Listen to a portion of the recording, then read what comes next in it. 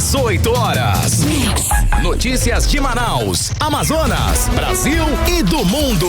Agora na Mix. Muito boa noite para você, sintonizado aqui em 100,7, dando sequência na programação da Mix, agora com 18 horas até as 7 da noite. Comigo, Karime Leão e Kennedson Paz. Boa noite, Kennedson. Olá, Karime Leão, muito boa noite para você, boa noite a todos que acompanham aqui a nossa programação no programa às 18 horas. Gente, interage com o nosso programa, manda aquela sugestão de pauta, uma mensagem de texto falando sobre o que você tá achando do nosso programa, uma foto, um vídeo da volta para casa, manda pro nosso WhatsApp, que é o 994887592. E vale também a sua participação para você que nos acompanha ao vivo pela live do YouTube. Manda sua mensagem de texto e segue a gente nas redes sociais. No @18 horas News. Trânsito. A gente já começa conversando com o repórter André Meirelles, que está nas ruas da cidade com o carro do 18 horas acompanhando o movimento do trânsito a essa hora, 6 horas e 4 minutos. Boa noite, André. Muito boa noite para você, Karime, Kennedy, para todos que nos acompanham aqui na 100.7. Olha, vou falar o nome dessas vias que nesse momento tá com trânsito daquele jeito, trânsito carregado, pesado. A gente fala, claro, da Humberto Calderaro, que agora há pouco, ali nas proximidades do shopping Manauara, tinha um carro lá em pane mecânica na pista da direita. Então, ali também compromete o trânsito e, além disso, pelo horário de pico, mais à frente, a Avenida Humberto Calderaro segue com forte retenção.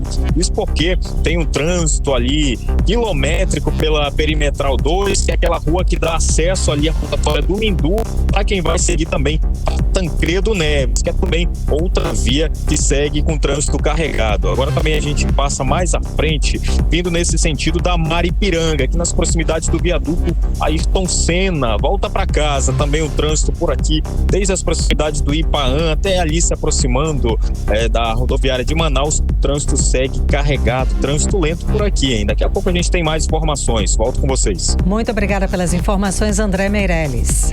Mix. E vamos aos destaques de hoje do 18 horas. Roberto Cidade registra candidatura ao governo tampão do Amazonas com Serafim Correia como vice. Região Norte tem o maior número de inadimplentes no país. Quase metade da população não consegue pagar suas contas. Aviso de chuvas intensas em grande parte do Amazonas, incluindo Manaus, para essa quinta-feira. A Agência Nacional de Vigilância Sanitária proíbe canetas emagrecedoras sem registros no Brasil. Esses e outros assuntos, os destaques mais importantes do dia. A partir de agora, para você que sintoniza 100,7. Aqui, no programa 18 horas de hoje, quarta-feira, 15 de abril de 2026. Você está ouvindo 18 horas. E começamos o 18 horas com política. Já temos a primeira chapa como candidatos ao governo tampão do Amazonas ou governo provisório. Roberto Cidade fechou com Serafim Correia. Eles concorrem no dia 4 de maio à eleição da Assembleia Legislativa para comandar o Amazonas até janeiro do ano que vem.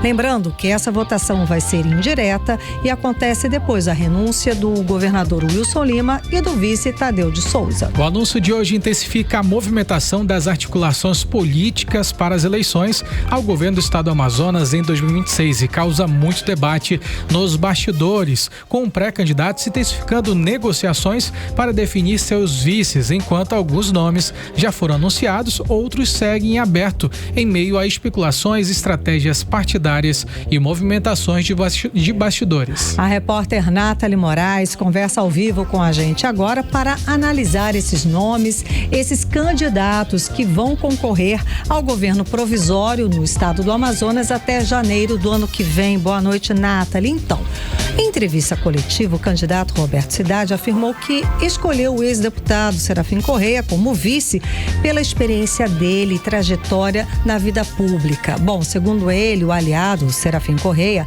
reúne qualidades técnicas e políticas para ajudar na condução do estado durante esse período de transição. Um bom nome, um nome importante, respeitado por todos, Serafim Correia, não é? Muito boa noite para você, Karime, Kennedson e a todos os ouvintes que nos acompanham aqui no programa 18 horas. Com certeza, Karime, Ken e ouvintes, essa decisão do governador interino Roberto Cidade, né, que é candidato à cadeira de governador tampão do estado, trazer um nome como o Serafim Correia ali para ser o seu escolhido como vice na sua chapa, não foi uma escolha de forma despretensiosa, não. Foi uma escolha realmente bastante inteligente. Inclusive, durante a entrevista coletiva, logo depois de oficializar aí essa decisão, ele fez uma entrevista coletiva onde ele respondeu ali aos repórteres e de forma muito clara, ele disse que de forma técnica, o vice-governador interino, o Serafim Correia, tem uma missão muito grande, que é, sim, de ajustar a economia do estado do Amazonas. A gente vem falando muito aqui no programa 18 horas, falou muito nos últimos 7 anos sobre a quantidade, por exemplo, de empréstimos que foram feitos pela gestão Wilson Lima, né? Foram empréstimos incalculáveis, valores a gente não consegue nem contabilizar. Não, bilionários, gente. É na casa do bilhão e tem uns que com prazo aí de 10 anos para serem pagos. A gente ainda vai estar pagando aí por tabela esses empréstimos.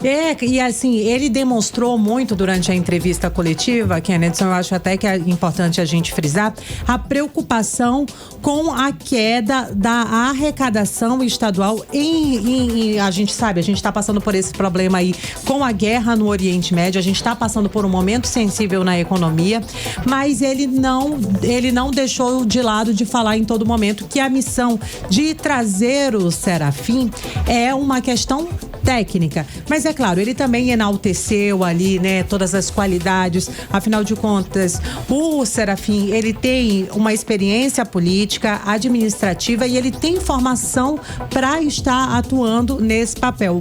A última função do Serafim, ele se licenciou, inclusive, na última semana, ele que estava à frente da Secretaria de Desenvolvimento e Tecnologia do Estado do Amazonas e muita gente esperava realmente que ele fosse tentar aí uma vaga para retornar à Assembleia Legislativa do Amazonas. Então, foi um nome que pegou muita gente de surpresa, né? Na manhã dessa quarta-feira, ele já foi vereador, ele já foi prefeito, ele já foi deputado estadual e aí muita gente até ventilava, o nome dele já até circulava ali nos bastidores, mas ninguém esperava que de fato o Roberto Cidade fosse concretizar que ele é o vice que ele pretende levar adiante para estar aí governando o Amazonas pelos próximos 8 meses. Inclusive, eu separei um trechinho aí dessa entrevista coletiva para que os nossos ouvintes possam conferir. Vamos ouvir. Você tem um vice que vai te ajudar muito na gestão de uma máquina tão complexa que é o governo do estado do Amazonas. O Serafim vai me ajudar. E é uma pessoa que está com seus 79 anos, mas está lúcido e que tem uma experiência enorme de gestão e que ajuda muito, não só eu, ajudou muito todos os deputados que chegaram aqui e qualquer esfera que seja. Serafim não está mais nessa legislatura aqui com a gente, mas a gente nunca deixou de conversar. E todas as vezes que eu precisei de um apoio, de uma orientação, ele sempre, eu não precisava nem ligar, ele já me ligava, Roberto e tal, vamos conversar e tal, sempre foi uma pessoa muito próxima, não só de mim, como eu acredito de todos os deputados e deputados, pessoas que ele tem um carinho. Então, não só pensando nisso, eu tenho certeza que o Serafim vai ser uma pessoa que vai estar ao meu lado para que a gente possa conduzir o governo do estado do Amazonas. 18 horas. Karime, Kennedson e ouvintes, a gente pode conferir aí um trechinho da fala do governador interino, né, o Roberto Cidade, que deve concorrer aí para as eleições no próximo dia 4 de maio para o mandato tampão, ao lado aí do Serafim Correia. Agora, para essa eleição também tem uns nomes desconhecidos, não é? Lembra que você chegou a falar aqui com a gente que qualquer pessoa poderia se candidatar, bastava alguns critérios e parece que apareceram 2 nomes desconhecidos da política. Exatamente, Karime e Kennedson, né? Desconhecidos pela população amazonense. Eu tô falando aí do William Bittar Barros dos Santos, ele que é filiado ao partido PSDB, e o João Ricardo de Melo Lima, ele que é filiado ao PL. Eles tentam aí disputar os cargos de governador e vice para o mandato tampão, né? Inclusive, a gente já tinha adiantado aqui no programa dessa terça-feira que o adjunto Afonso, depois de publicar ali aquele edital, a gente falou aqui de algumas regras, né? Inclusive, um desses candidatos teve a candidatura aceita, mas com algumas ressalvas em documentação. E aí, o que acontece? Como a gente explicou no 18 horas, o prazo é de apenas 48 horas, Karime. Então, assim, é uma corrida contra o tempo. Entregou amanhã, né? Nessa quinta-feira, quem registrou, quem não registrou, não registra mais. Mas a partir do momento em que você tem esse registro, você tem até 2 dias, né? Para oficializar tudo. E existe um critério muito grande de avaliação, né? Depois que você protocola, né? A Procuradoria-Geral da Assembleia Legislativa passa a analisar, e até mesmo o Ministério Público, para ver se está ali realmente tudo dentro dos conformes, né? E depois de analisar todo o pedido, ainda que tenha sido deferido ou não, o presidente em exercício, que no caso hoje é o deputado adjunto Afonso, ele aceita ou não que essas chapas possam concorrer aí a esse mandato tampão. Mas assim, até agora, eles já teriam recebidos aí outros requerimentos, né? Mas eles nunca sequer foram analisados e nem divulgados. Mas o que a gente tem agora oficial são esses 2 nomes, aqui deixa eu só falar novamente, que é o William Bittar de Barros e o João Ricardo Melo de Lima, que já oficializaram, colocaram ali os seus nomes para concorrer a esse mandato tampão. Mas como a gente já tinha adiantado também aqui no programa, qualquer pessoa maior de 18 anos que tenha, né, um grau de escolaridade, que seja brasileiro, que tenha residência aqui, seja afiliado a um partido, esteja legal, né, dentro dos parâmetros da lei, a gente pode dizer assim, tem aquela certidão de nada consta e tal, pode se candidatar, tem até amanhã. Se quiser, é só ir. Se quiser, só chegar. Como diz o meme, né? Se quiser, é só se candidatar.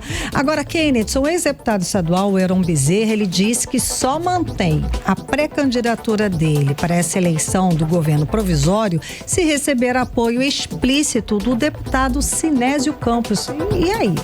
É porque essa decisão, ela precisa ser formulada de acordo com um grupo político, né? Temos ali o PCdoB, tem o PT, tem o PV, todos eles fazem parte de um grupo político. Então, o que o Heron Bezerra falou é que não tem nenhuma condição de ele se posicionar como pré-candidato a esse governo tampão se ele não tiver o apoio, principalmente do líder do PT, não tiver o apoio de todo o grupo envolvido. Então, ele quer esse voto do Sinésio Campos, é condicionado para que ele possa concorrer. Inclusive, eu separei um trecho em uma entrevista que ele fez à Rede Onda Digital. Vamos ouvi-lo. Eu sou do PCdoB, fundador do PCdoB do Amazonas, mas o PCdoB hoje integra uma federação, que é PCdoB, PT e PV. A federação, portanto, tem um voto, que é do deputado Sinésio do PT. Eu vou ligar para o deputado Sinésio e dizer que a minha pré-condição para manter a candidatura e registrar é o voto dele. Eu não posso ser candidato sem o voto do meu grupo, da federação. O deputado Sinésio é do PT, mas eu sou da federação e sou pré-candidato da federação. Se ele não vota em mim, por que eu vou registrar minha candidatura? Para fingir que eu vou disputar, que eu vou concorrer, se nem o voto do deputado da federação eu tenho?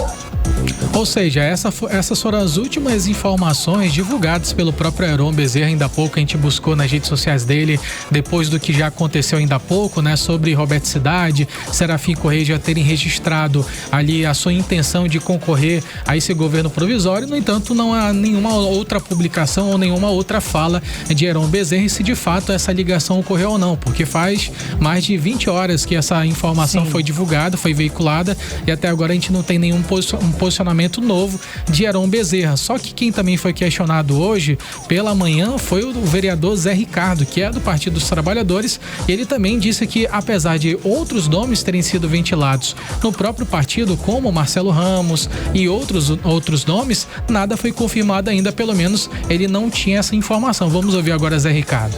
Olha só, não teve uma discussão na direção. Eu não tenho conhecimento se eventualmente vai ter a inscrição. Eu me recordo que o Marcelo Ramos tinha manifestado que poderia fazer esse diálogo no partido e poder se inscrever.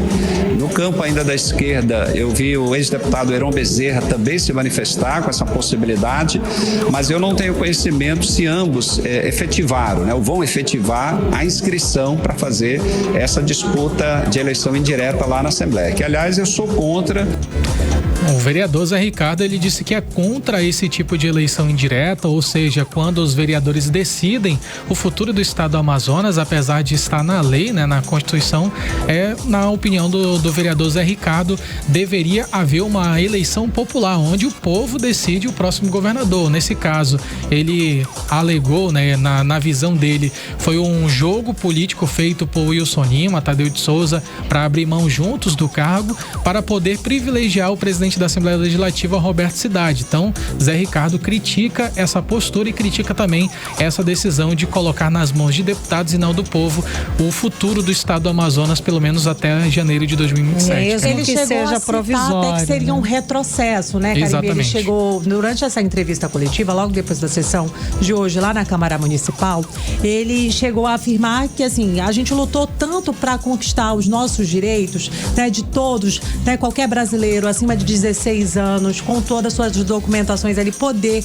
registrar o seu voto. E aí agora, em pleno século XXI, ano de 2026, o Amazonas está tendo todo esse retrocesso, onde os deputados vão votar e não vai ser o povo que vai escolher quem vai nos representar pelos próximos 8 anos. Ele deixou isso de próximos 8 meses. 8 meses, né? Perdão, pelos próximos 8 meses. Então, assim, ele realmente quis deixar isso de uma forma muito clara e explícita, independentemente de serem candidatos do partido dele ou não, né, do grupo, da chapa na qual ele apoia, ele é contra as eleições indiretas.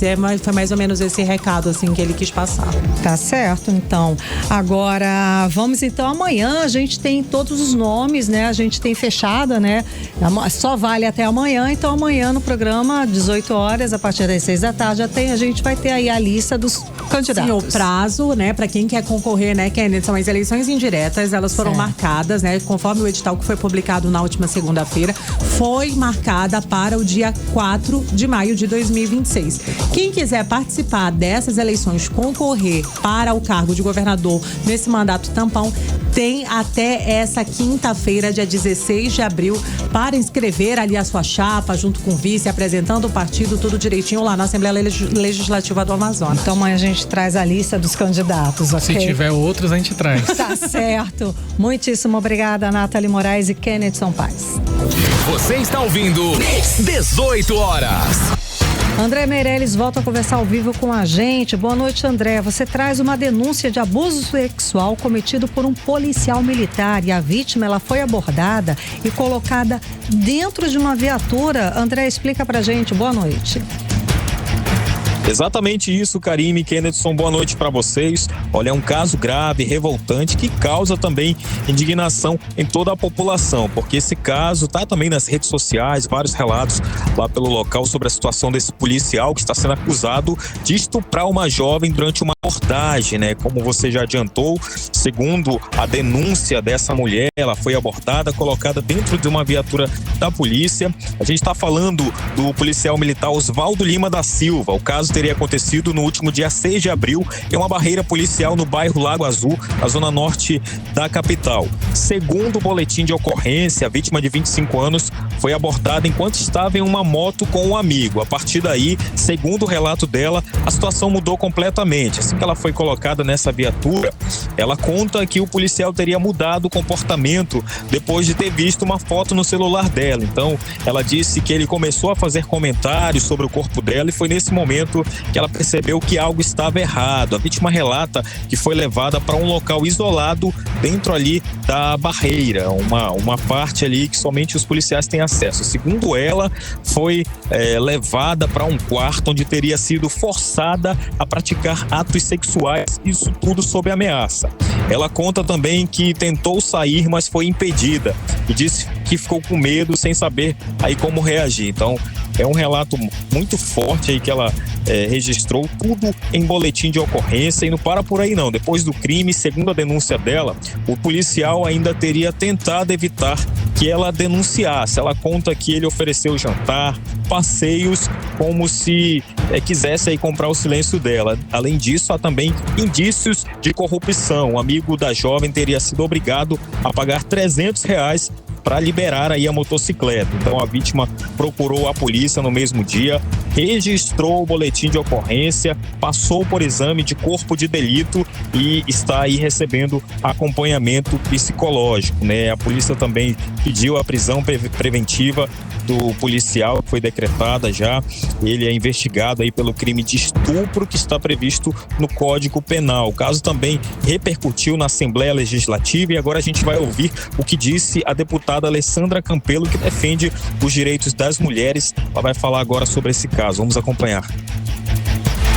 Deixa mais indignado um policial, né, alguém que deveria dar proteção. Quando uma mulher entra numa viatura, ela imagina que ela está protegida por aquele grupo de pessoas. Levar uma mulher para uma barreira policial e estuprar. Então há laudo do IML, o estupro foi comprovado e esse policial não será solto porque o comandante da Polícia Militar acabou de me informar que não vai permitir que ele volte às ruas, já foram recolhidas as armas. Enfim, é o mínimo que a gente espera. E eu espero que ele seja mantido preso até o julgamento final desse caso. E quando você procura alguém, um agente de segurança, achando que vai ter segurança, você ser estuprado, sofrer qualquer violência, que já é um crime hediondo, eu acho que isso torna esse crime mais grave ainda e eu acho que a punição tem que ser mais severa. 18 horas.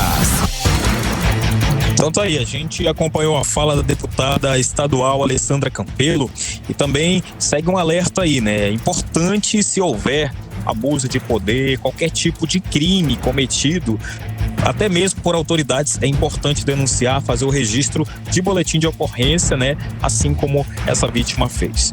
Volto com vocês. Muito obrigada pelas informações, André Meireles. Você está ouvindo 18 horas.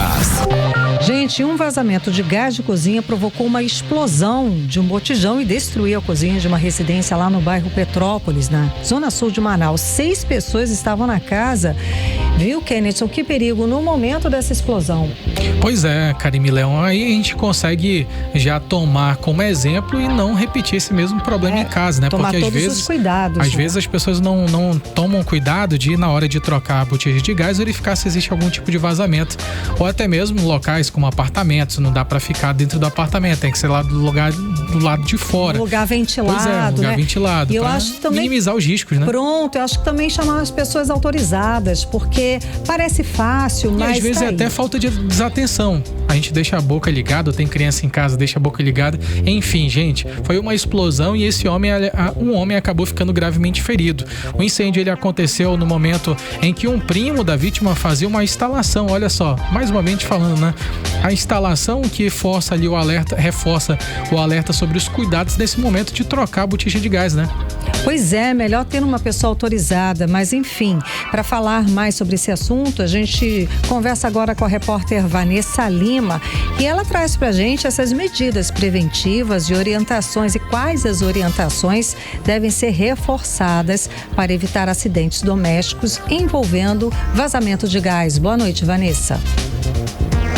Boa noite a todos. Pois é, né, gente? Esse caso deixa um alerta bem claro. Acidente com gás quase nunca acontece do nada. Geralmente vem de um detalhe que passou despercebido. E é aí que entram as medidas de prevenção. Primeiro de tudo, tem que ficar de olho na instalação do botijão. Ele precisa estar sempre bem conectado, com a válvula em bom estado e, de preferência, instalado por alguém que entenda do assunto. Nada de improviso, porque foi justamente uma falha nesse ponto que pode ter causado o vazamento nesse caso que aconteceu no Petrópolis. Outro ponto essencial é o ambiente. O botijão deve ficar sempre em local ventilado.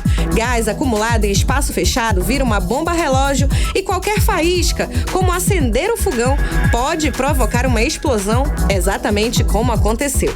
Dentro da casa do Petrópolis estavam 6 pessoas, mas quem mais sofreu foi um homem de 49 anos. Ele teve queimaduras de 2º grau nos pés e na barriga, foi atendido ali mesmo e depois levado rápido para o hospital 28 de agosto.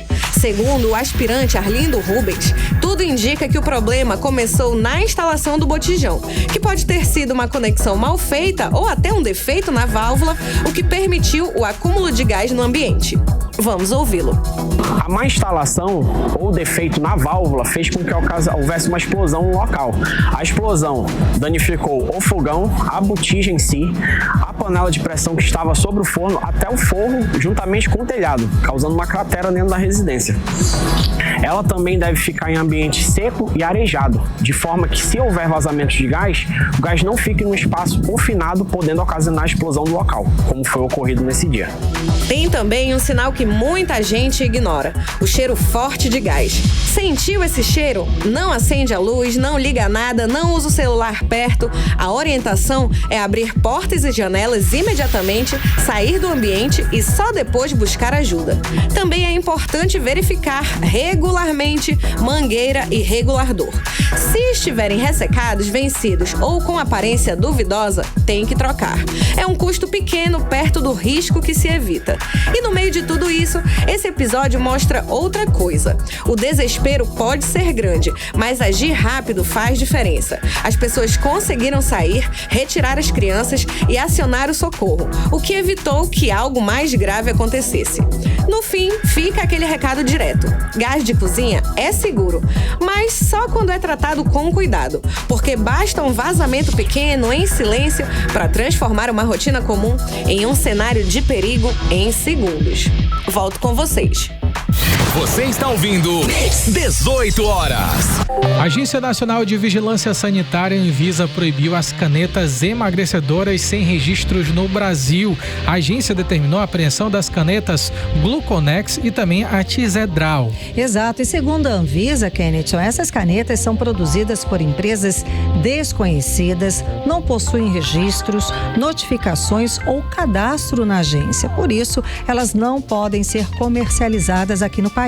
A medida também proíbe a comercialização, a distribuição, a importação e o uso desses produtos. Amplamente divulgados na internet, vendidos como medicamentos injetáveis de GLP-1, os produtos são conhecidos popularmente como essas canetas emagrecedoras. Estão na boca do povo, né?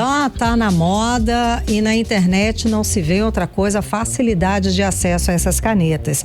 Mas por serem produtos irregulares e de origem desconhecida, não há qualquer garantia quanto ao seu conteúdo ou à qualidade. 18 horas. E a gente vai voltar agora a falar com o repórter André Meirelles, porque um motorista de apenas 24 anos morreu em um grave acidente depois de bater em um ônibus na Avenida Constantino Neri durante o acesso à Avenida Torquato Tapajós, na zona centro-sul da capital, né, Karine? Exato. Segundo o motorista do coletivo do ônibus, a vítima chegou a ser vista pelo retrovisor, mas saiu do campo de visão antes do impacto. O caso deve ser investigado para apurar as circunstâncias do acidente. O repórter André Meirelles conversou com especialistas de trânsito e tem mais detalhes do acidente e de como evitar esse tipo de acidente. Boa noite, André.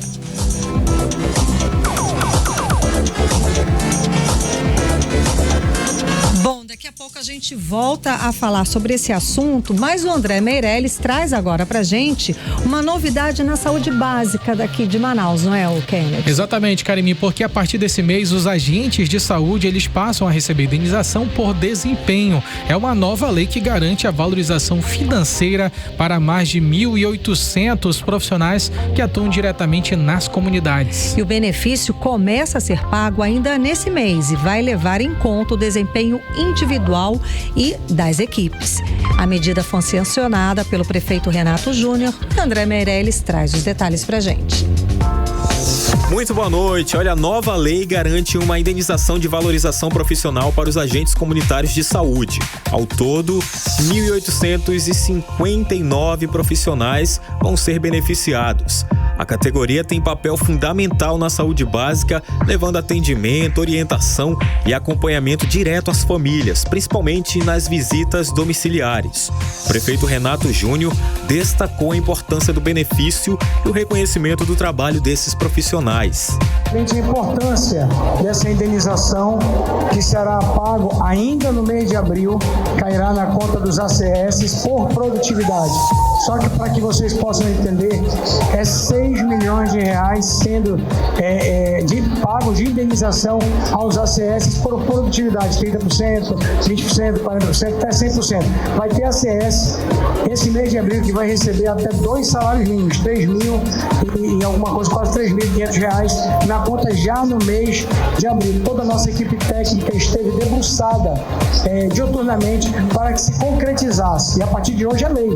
Então, a partir de agora, todos os anos, independente do prefeito que esteja, todos os anos os ACS receberão isso, que na verdade é uma valorização ao trabalho maravilhoso feito pelos ACS.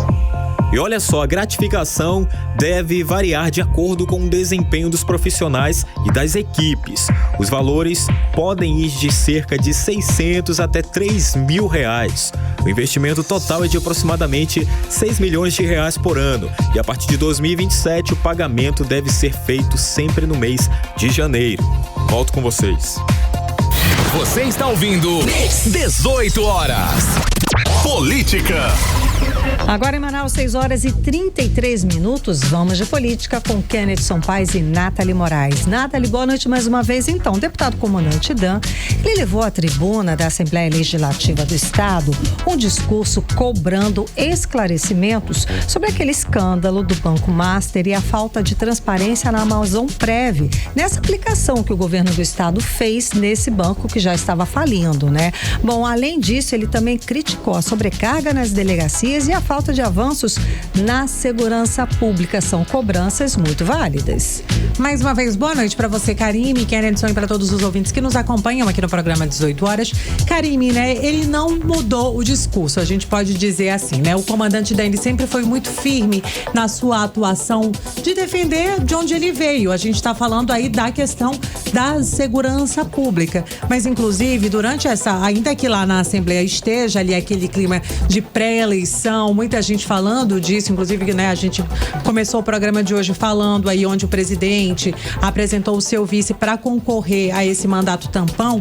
Ele não mudou o discurso em nenhum momento. Inclusive, ele até pediu para que adiantassem o discurso dele no pequeno expediente, porque ele iria até o Ministério Público para cobrar esclarecimentos sobre a questão da Amazonprev. Esse é um caso realmente, né, que ganhou uma proporção nacional. Quando a gente denunciou inicialmente aqui no programa 18 horas, quando a gente trouxe representantes do Sindicato da Justiça do Amazonas, se falava em 50 milhões aplicados, né, em vários bancos digitais, entre eles o Banco Master. Depois de vários desdobramentos, inclusive com a confirmação da Polícia Federal, a gente chegou aí ao montante de mais de 390 milhões aplicados, né, pelo governo do Amazonas, pela Amazonprev, dentro desses bancos. E aí, assim, ele falou dessa situação, realmente foi um escândalo que ganhou uma proporção nacional, mas são questões realmente muito importantes que precisam de esclarecimentos, e a galera tá meio que varrendo tudo isso para debaixo do tapete.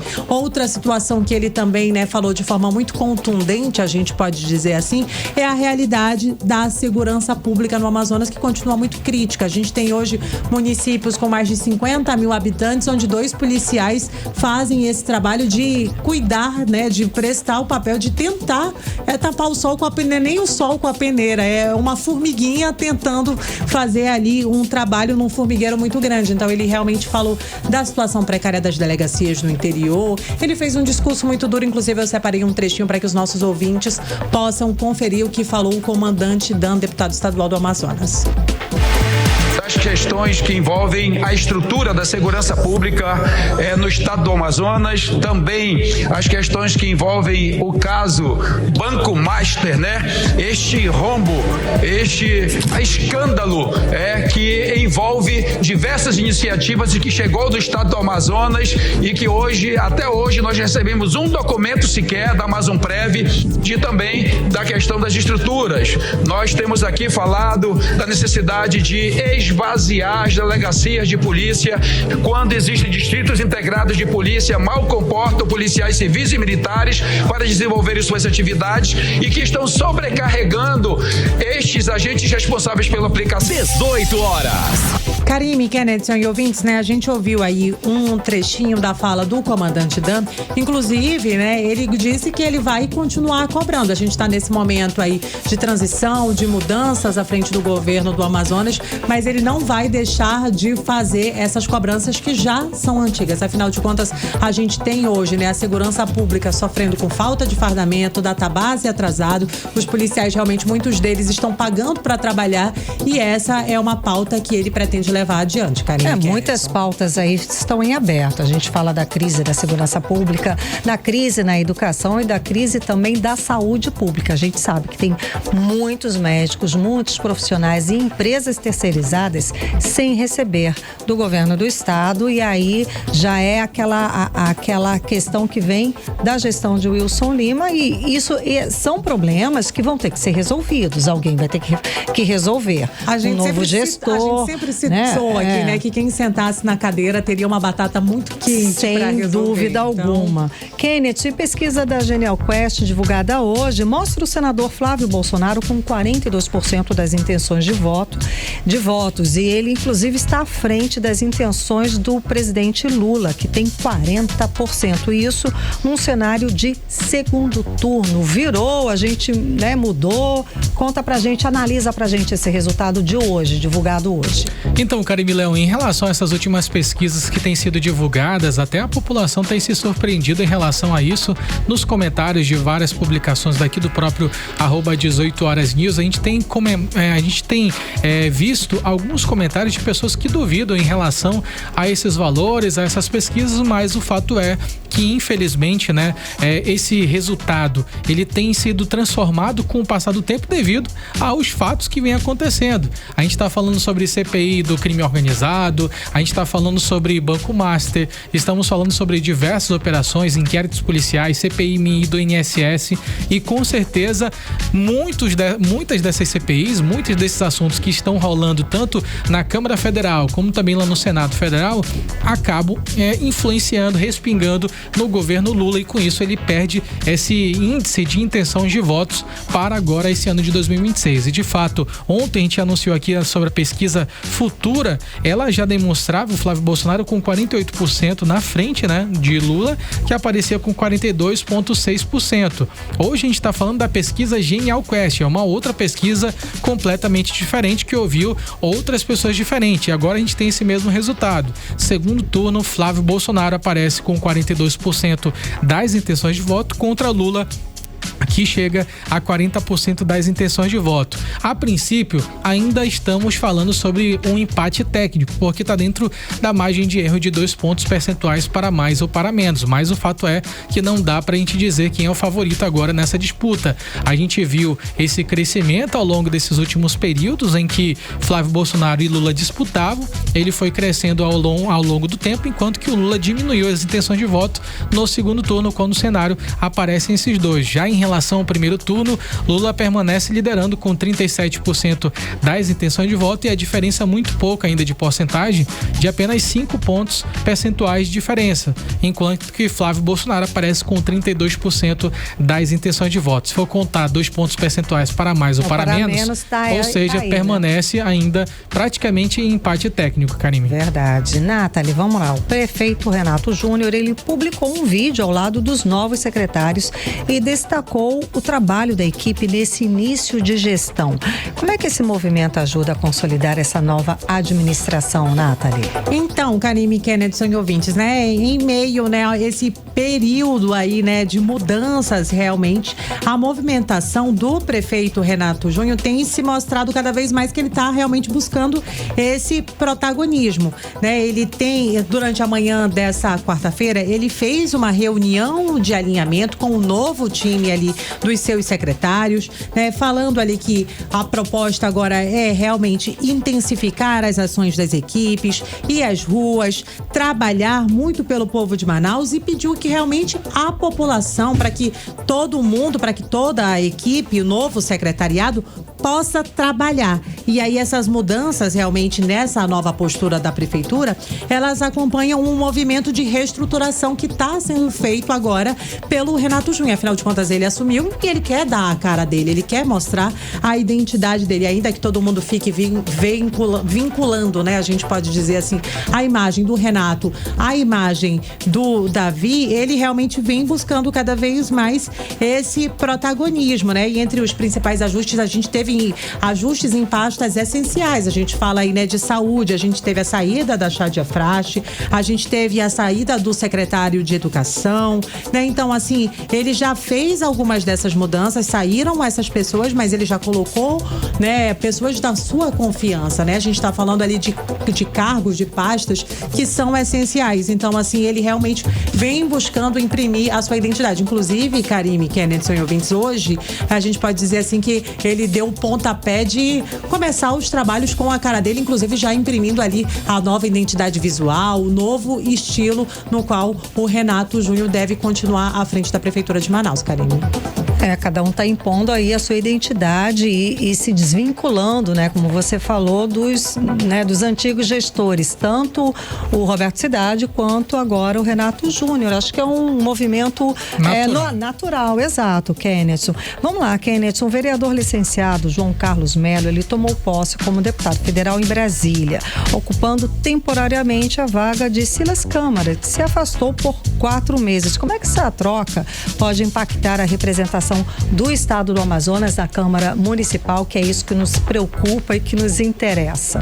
Então, Karime Leão, o fato é que existe uma transição, lógico que toda transição precisa de adaptação em relação ao grupo político, só que João Carlos também representa esse grupo político voltado ao setor evangélico, então ele permanece ainda assumindo essa pasta, assumindo essa direção e com certeza vai dar continuidade em relação às pautas dessa classe evangélica na Câmara Federal e praticamente mudou Silas Câmara por João Carlos, Silas Câmara representante da Assembleia de Deus no Brasil e também agora João Carlos, representante da Igreja Universal. Então, basicamente, permanece o trabalho sendo executado da mesma forma. João Carlos, ele tomou posse como deputado federal nesta semana, após, como você mencionou, o licenciamento de Silas Câmara. E com a mudança parlamentar, ele deixou a Câmara Municipal de Manaus e passou a atuar agora na Câmara Federal. E também houve mudanças na Câmara Municipal de Manaus, porque houve também o sucessor o suplente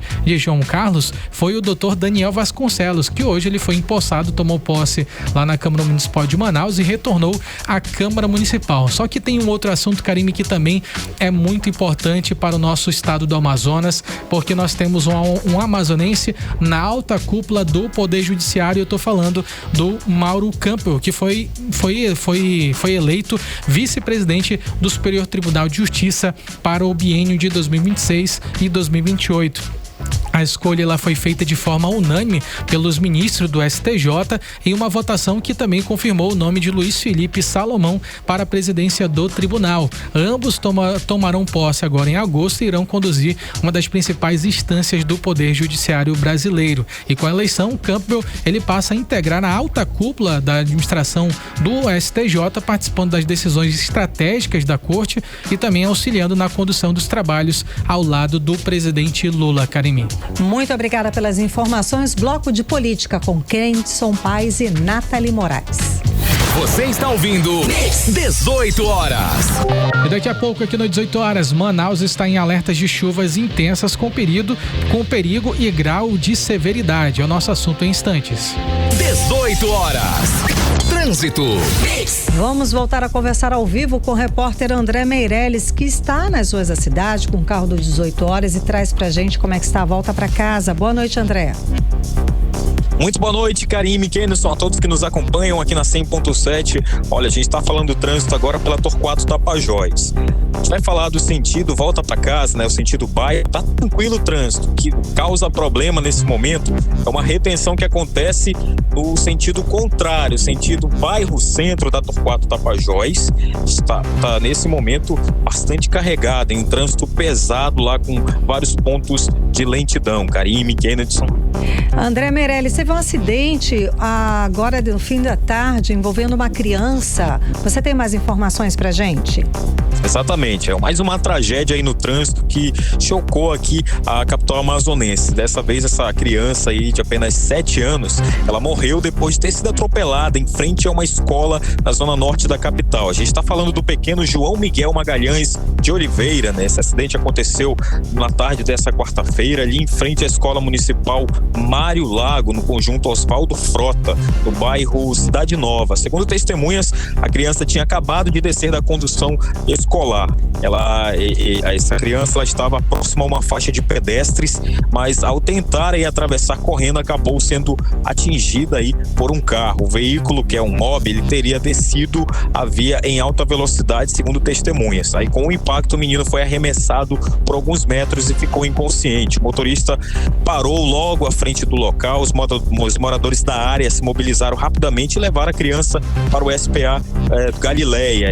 E lá ele chegou em estado grave, mas infelizmente não acabou resistindo, né? Foi uma cena de desespero, muita comoção na região, e a gente tem alguns trechos aqui que são vídeos que foram compartilhados nas redes sociais, que a gente mostra para quem está nos acompanhando também pelo YouTube, pelo Instagram. A gente mostra nesse momento como é que foi essa situação. Vamos acompanhar. É doido, mano. O cara vem com uma velocidade aqui, ó. Aqui é uma faixa, mano. Ei, aqui é uma faixa, mano. Eu vi na hora que ele parou bem ali, mano. Eu vi ele parou bem ali. Eu tava atrás do portão, irmão. Que foi? É doido, 18 horas. Olha, a mãe da vítima relatou como recebeu a triste notícia da morte do seu pequeno. Vamos acompanhar. Pelo condutor. O condutor dele ligou pra gente, ele tinha acabado de pegar o João Miguel entra 1 hora na escola, né? Que um carro tinha batido o João Miguel na travessia para entrar na escola. E aí a diretora me ligou pedindo que eu fosse urgente para a escola, mas só que quando eu cheguei lá na escola, eles já tinham trazido o João Miguel para cá. Aí veio o rapaz que bateu e o condutor também estava tudo aqui no hospital, né?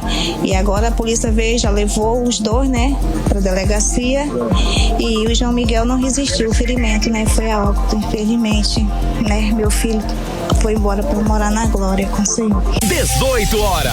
Olha, a morte do estudante que repercutiu, né, gerou nota de pesar. A Secretaria Municipal de Educação lamentou o caso e se solidarizou com a família. Até o momento, não há confirmação se houve algum procedimento contra o motorista. O caso deve ser investigado pela polícia. E fica mais um alerta, né? A área escolar exige atenção redobrada, velocidade reduzida e, claro, responsabilidade. A gente segue acompanhando o caso. Volto com vocês. Muito obrigada, André Meirelles. E segue, é claro, a nossa solidariedade à família do menino, do pequeno estudante. Agora em Manaus, 6 horas e 49 minutos. 18 horas. Previsão do tempo. Vamos saber agora a previsão do tempo com Vanessa Lima. Boa noite, Vanessa.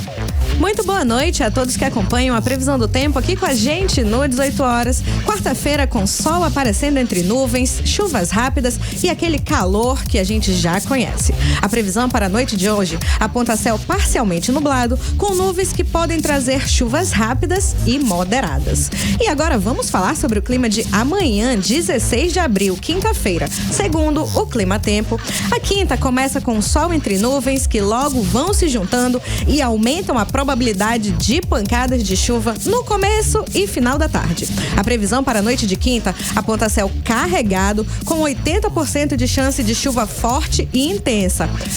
E nós temos alerta meteorológico para alto volume de chuva na noite de quinta e madrugada de sexta, hein? Então é bom evitar deslocamentos longos e se preparar para futuros alagamentos. O resumo do termômetro. A temperatura nessa quinta varia entre mínima de 25 e máxima de 30 graus. E a umidade relativa do ar fica em torno de 74 a 95%. Vanessa Lima segue ao vivo aqui com a gente porque o Instituto Nacional de Meteorologia publicou aviso de chuvas intensas em grande parte do Amazonas, incluindo Manaus. Isso é para essa quinta-feira. Isso mesmo, Karime. Olha, o tempo tá bem estável desde semana passada, né? Hoje em Manaus a gente também teve algumas chuvas ali rápidas, mais volumosas, e as áreas mais afetadas, elas incluem o centro, o sudoeste, sul, norte e baixo Amazonas, ou seja, não é só aqui em Manaus, é no interior também.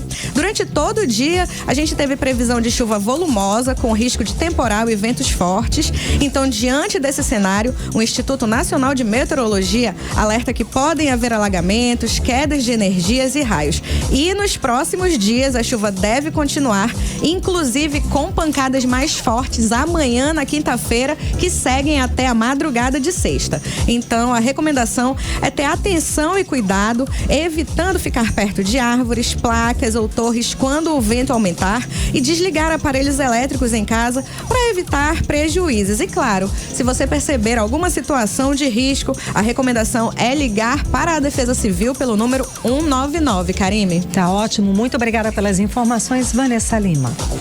Você está ouvindo 18 horas.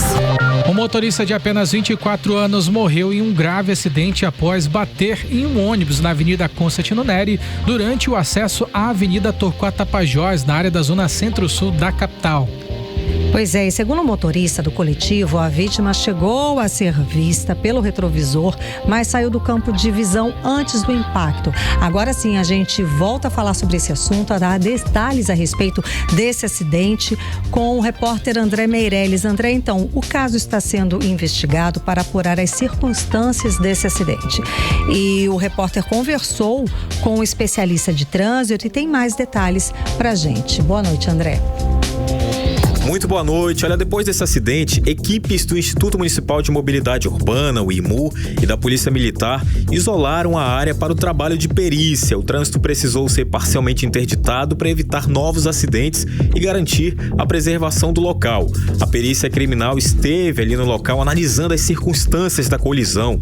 Já o Instituto Médico Legal fez, então, a remoção do corpo. Familiares da vítima chegaram pouco tempo depois e ficaram bastante abalados. Segundo relatos, ele tinha saído do aniversário do pai e estava a caminho de casa quando o acidente aconteceu. O caso agora vai ser investigado pela Polícia Civil do Amazonas, que vai apurar as causas do acidente e o que pode ter contribuído para a ocorrência. Agora, a gente conversou com o instrutor de autoescola, que é o Emerson Rodrigues. Ele orienta que, para evitar esses tipos de acidentes, é preciso ter responsabilidade no trânsito. Lembrar de respeitar o Código de Trânsito Brasileiro, né? E principalmente aí nos desvios e nos retornos que tem aí nas vias de trânsito, né? É considerado infração de natureza gravíssima, com R$ 293,47, um retorno proibido. Além do mais, né? Ocorre um sinistro, né? Sinistro inesperado nessas movimentações e mudanças de faixa. É necessário que todos nós venhamos a desacelerar, nós como os condutores aqui de Manaus. Tenha mais cuidado comigo, tenha mais cuidado com você, tenha mais cuidado com o próximo. Volto no estúdio com vocês. Você está ouvindo 18 horas. Economia. Vamos agora aos indicadores econômicos de hoje. O dólar segue fechando abaixo dos R$5. Nesta quarta-feira, a moeda americana fechou em queda de 0,99% aos R$ 4,99. O motivo? O mercado está com esperança de que o presidente dos Estados Unidos, Donald Trump, ponha um fim nessa guerra contra o Irã. Já o euro fechou positivo, com alta de 0,03% aos R$ 5,98. O Bitcoin também fechou positivo, com alta de 0,57% aos R$ 373.975. Já o Bovespa fechou em queda de 0,58% e mesmo assim fechou aos 197.868 pontos. 18 horas. E o maior espetáculo a céu aberto do mundo já começa a ganhar cor, identidade e muita representatividade. A Arena do Bombódromo foi palco de um momento histórico, o concurso que definiu a tela oficial do Festival de Parintins de 2026. Foram 28 obras e 35 artistas envolvidos, mostrando a força, a criatividade e a essência do povo amazonense. Muita coisa linda, viu, gente? Quem brilhou mesmo foi o artista Pedro Paulo, direto de Maués, que conquistou o primeiro lugar com a obra Parintins, A Cor da Minha Raça. Para trazer mais detalhes, a repórter Vanessa Lima explica pra gente, vem falar sobre esse momento especial. Vanessa, o que essa escolha dessa tela oficial representa para o Festival de Parintins? Boa noite. Boa noite a todos. Olha só, a escolha da tela oficial não é só uma questão de beleza. Ela simboliza a essência do Festival de Parintins. Quando a obra Parintins, A Cor da Minha Raça, do artista Pedro Paulo Medeiros é escolhida, ela passa a representar tudo que o festival quer mostrar naquele ano. Na prática, essa tela se torna o rosto do evento, aparecendo em cartazes, redes sociais e materiais de divulgação. É como um convite visual que já prepara o público para toda a grandiosidade que está por vir. O artista de Maués, conhecido como Nel, foi o grande vencedor do concurso, conquistando não apenas o primeiro lugar, mas também o segundo com outra obra, mostrando total domínio da disputa. Além da premiação de 18 mil, ele ganhou o reconhecimento de ter sua arte representando toda a identidade visual do festival, dos cartazes às redes sociais, tornando sua criação a marca oficial da festa. Nil celebrou a conquista com entusiasmo, comentando que participa do concurso desde 2016 e que essa vitória tem um significado especial em sua trajetória. É algo que eu almejava desde 2016. Vamos fazer 10 anos, né, que eu tô nessa caminhada aí de participar do concurso, né? E eu só tenho a agradecer a vocês por poder conquistar esse primeiro lugar e fazer parte dos grandes nomes dos artistas que aqui essa terra tem, né? E nos representa pro Brasil e pro mundo. E a disputa não foi pequena. O concurso reuniu 38 artistas e apresentou 28 obras no Bombódromo, em Parintins. Foi uma verdadeira mostra da arte amazônica, dando espaço para diferentes estilos, histórias e formas de olhar para o que é Parintins.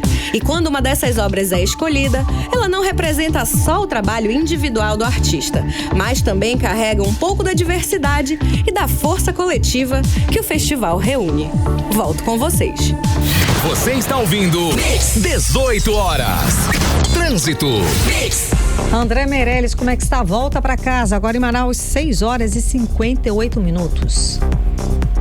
Muito boa noite mais uma vez. Olha, uma forte lentidão aí nas proximidades da rotatória do São José devido à obra da Energisa. E aí, né, a situação dos veículos o trânsito acaba ficando comprometido, principalmente para quem passa em frente ao shopping São José, né? E ali próximo também à rotatória, para quem também vai para Altasmirim, no sentido, tanto sentido Zumbi como no sentido São José, trânsito bastante carregado por aqui nesse horário. Volto com vocês. Muito obrigada pelas informações, André Meirelles. Até amanhã. Seguimos direto para o editorial 18 horas. Editorial 18 horas. A região norte registrou a maior alta da inadimplência entre a população adulta no mês de março. É o que aponta o indicador da inadimplência da Confederação Nacional de Dirigentes Lojistas e do SPC Brasil. O norte apresentou a alta mais expressiva no número de inadimplentes na comparação anual, com crescimento de 9,73%. Em março, 44,42% da população adulta brasileira estava inadimplente. Na região norte, o percentual chega a 47,81%, ou 6,74 milhões de pessoas. O recorde de inadimplência não é apenas um problema individual, mas um freio no motor da economia nacional. Quando uma parcela significativa da população sai do mercado de consumo, interrompe-se a circulação de capital. Sem medidas de socorro e renegociação, há risco de uma estagnação prolongada nos negócios. Os números expõem a urgência de políticas de educação financeira e de educação para o custo real dos juros e do consumo. Sem uma base educativa sólida, o consumidor limpa o nome hoje, mas volta a se endividar amanhã e se mantém o país e grande parte da sua população num ciclo eterno de vulnerabilidade financeira, o que não é nada bom para ninguém. 18 horas. 18 horas de hoje fica por aqui. Muito obrigada pela sua companhia, pela sua audiência. Um beijo, até amanhã. Boa noite, Kenneth Paz. Boa noite, Caraíbe Leão. Boa noite a todos que nos acompanharam até aqui. Não esqueçam de seguir a gente nas redes sociais no @18horas_news. Tamo junto. Você ouviu 18 horas. As notícias do Brasil e do mundo. De volta amanhã.